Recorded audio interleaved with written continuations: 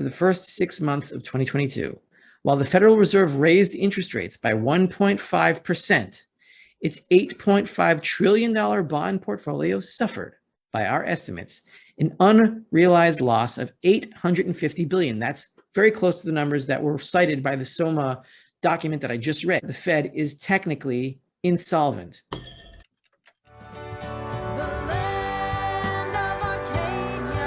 Hello there, my friends.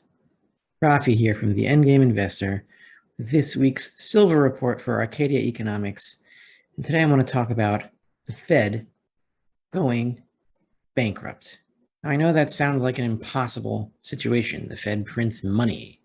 How can the Fed that prints money go bankrupt? But it can, and it will, and by some measures, it already is. So in order to understand the importance of this, it's important to redefine some terms.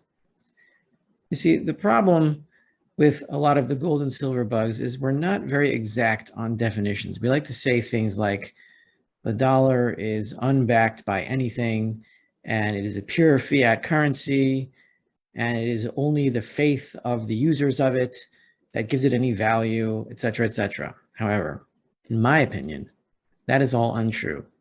The dollar is not unbacked. The dollar is a liability of the Federal Reserve, and as such, it is backed by the other side of the balance sheet of liabilities, which is the assets. And I can prove this in a very simple thought experiment. If the dollar was unbacked by anything, then the Federal Reserve could simply scrap its entire balance sheet, take all of the bonds and all of the mortgage-backed securities and everything on it and just burn it. Take all the papers, redeem them from whatever bank they're in and burn them, put its balance sheet to zero, and there should be no impact on the dollar. However, obviously, there will be. And so, in this silver report, I'm going to show you how the Fed goes bankrupt, and then what happens to gold and silver when it does. Just stated simply, if the dollar is backed by the assets on the Federal Reserve's balance sheet, when the value of those assets on the balance sheet fall, then the dollar's purchasing power must fall as well. And so let's first go into the numbers and the concepts, and then we'll explain what happens to silver and gold in that event. This little file of 79 pages I found on the New York Fed's website. I highlighted the relevant paragraph here, and you can see it titled Interest Rates. This is about the SOMA account, which stands for System Open Market Operations. Whatever that means, it doesn't matter. It's bullshit. It means it's the Fed's balance sheet. All right? So here's what they say about interest rates. Now, as interest rates rise, the value of bonds fall. And who owns trillions in bonds? The Federal Reserve. And so here we have these words. Baseline paths for the federal funds rate and longer-term interest rates are drawn from responses to the March desk surveys. Okay, so what that sentence means is that when they're asking about what interest rates are going to be, they ask banks what they think it's going to be or what the federal funds rate is going to be, and that's the March desk surveys. They asked this question in March. And so assumptions as to what interest rates are going to be is based on this survey. In these surveys, the median expected level of the effective federal funds rate is assumed to rise to 2.625% by year-end 2024. However, what are they expected to be by the end of 2022?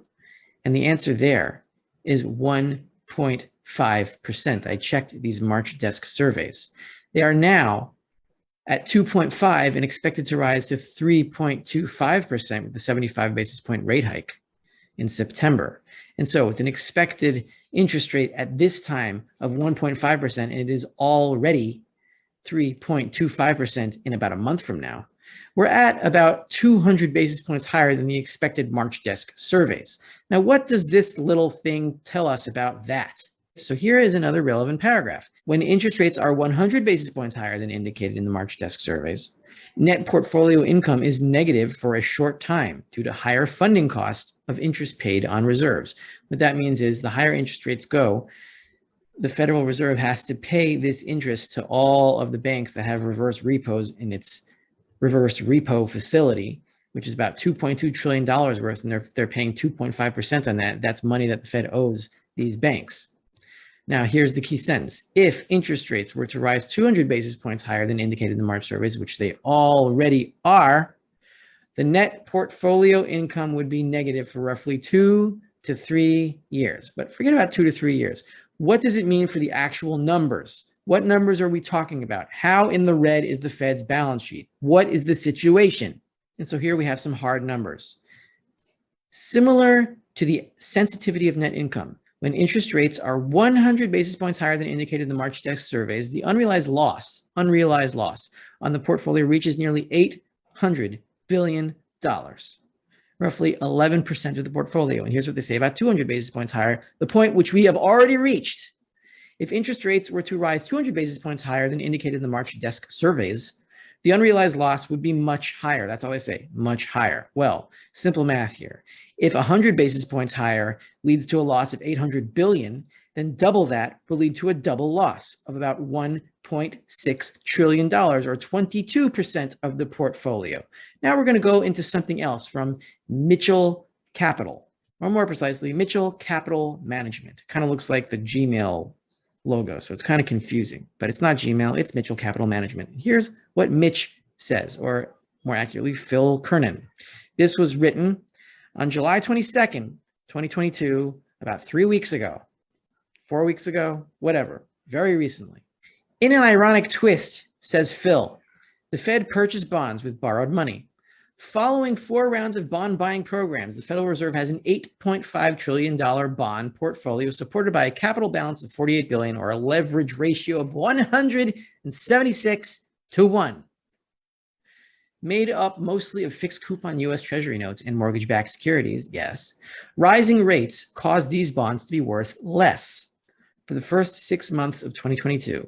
While the Federal Reserve raised interest rates by 1.5%, its $8.5 trillion bond portfolio suffered, by our estimates, an unrealized loss of $850 billion. That's very close to the numbers that were cited by the SOMA document that I just read. That said $800 billion, this is $850 billion, very close, or a loss of 10.25%, very close to the 11% projections that I read before, 17 times its capital. So, bold here, the Fed is technically insolvent. And now, Fed supporters could say, oh, the Fed will never sell any of these bonds. They will try not to.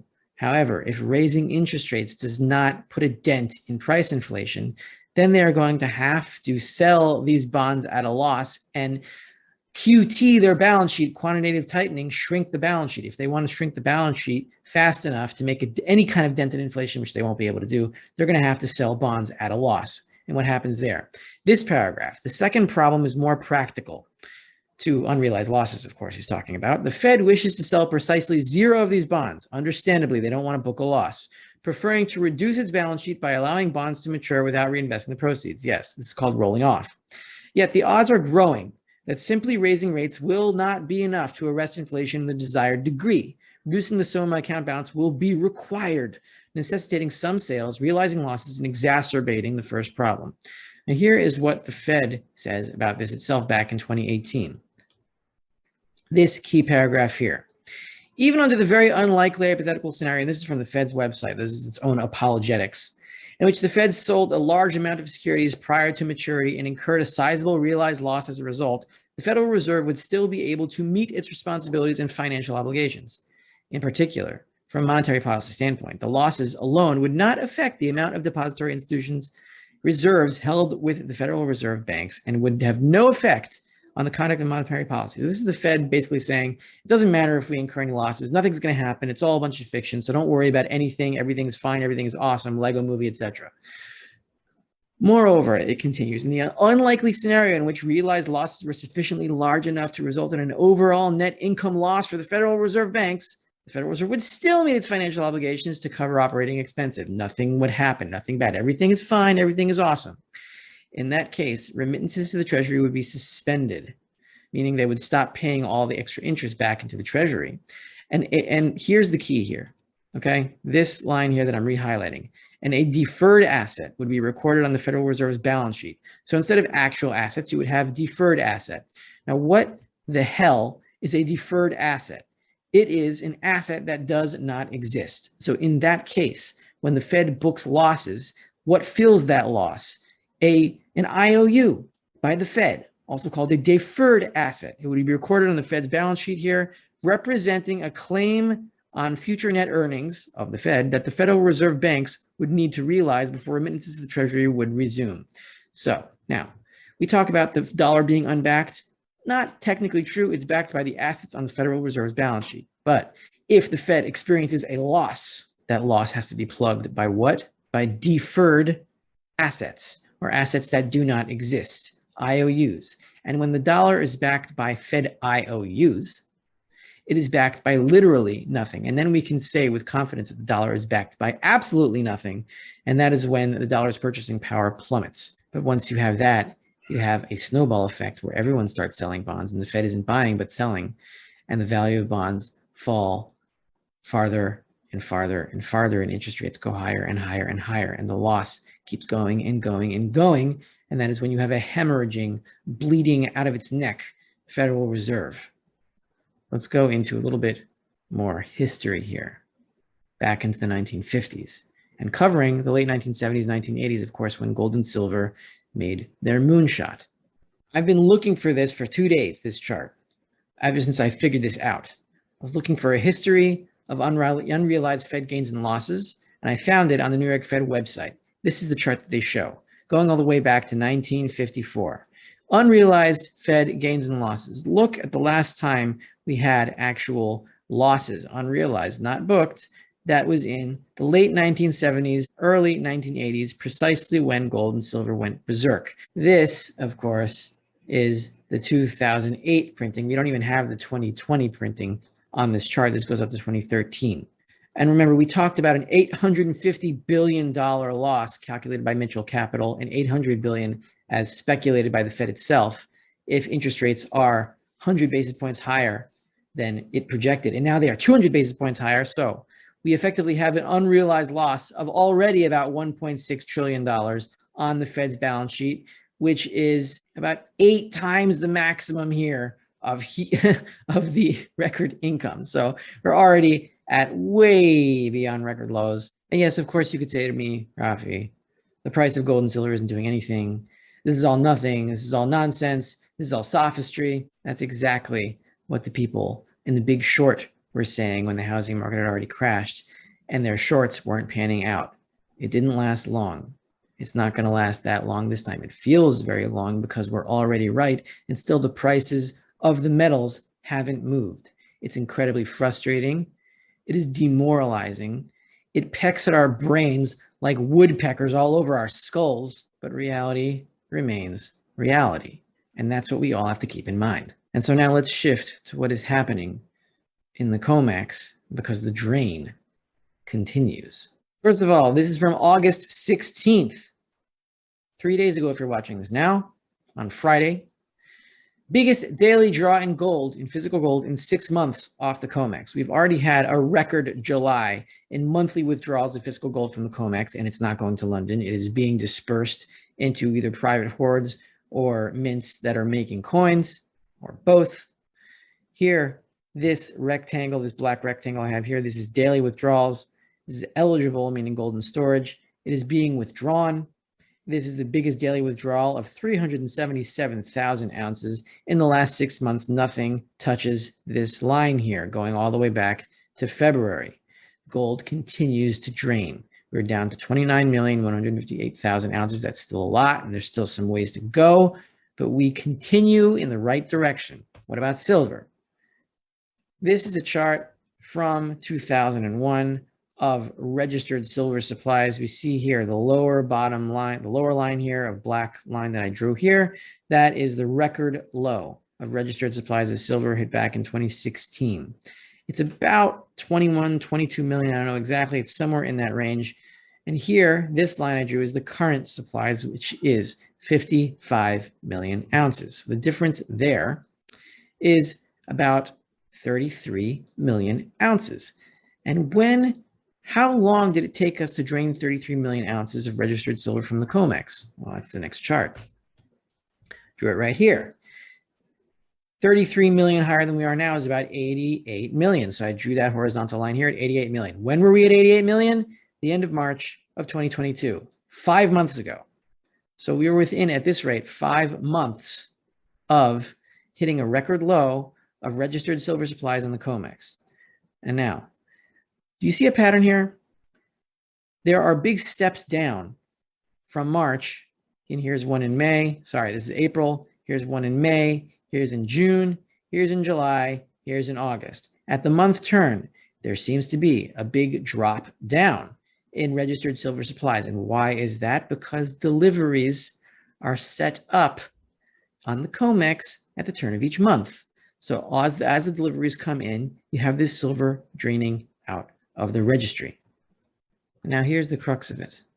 As the Fed experiences record unrealized losses already in the ballpark of $1.6 trillion on its portfolio, and price inflation continues to roar higher, the Fed will be forced to liquidate some of its assets at a loss and realize those losses and fill those gaps with deferred assets, at which point the dollar will be backed by more and more and more of nothing of deferred assets. Because what do bums have? What do people with no assets have? They have deferred assets. They say, give me everything I need and I'll give you papers of deferred assets. Well, that's great. And then what happens when the Fed balance sheet is filled with deferred assets and gold, which it has in Fort Knox? That's when this happens. From old school libertarian writer Garrett, from his book, The Bubble That Broke the World. And he says this key line, and I'm going to translate it in silver terms also. The faith is lost. All with one impulse, people rush to seize the gold itself as the only reality left. Not only people as individuals, banks also, and the great banking systems and governments do it in a competition with people. This is the financial crisis. Now, I don't quite agree 100% with this quote. Why not? Because banks go after gold in that situation. What do people go after? They go after silver, because most people cannot afford gold, but they can afford silver. And how do they go after silver? They will sell silver stackers, anything, to get their hands on some real money with which they can survive. And so while the banks go after the gold, the public will go after the silver. And that's when the ratio, the monetary ratio, the natural monetary ratio of gold to silver will fall to 15-1. Where gold will be in dollar terms, where silver will be in dollar terms, I don't even know. But as the Fed's balance sheet collapses into negative equity and unrealized losses of 1.6 trillion become realized and filled in with deferred assets, that's when the precious metals markets will turn loose. This is Rafi of the Endgame Investor. If you want to support me, please consider signing up for a 2-week free trial of the Endgame Investor, or you can become my patron on Patreon, where I go into biblical commentary on economic and monetary policy topics, if you're into that sort of thing. And also, consider watching this video that's going to come up in 1 second on my YouTube channel, and subscribe there to get more of my stuff on monetary things, etc.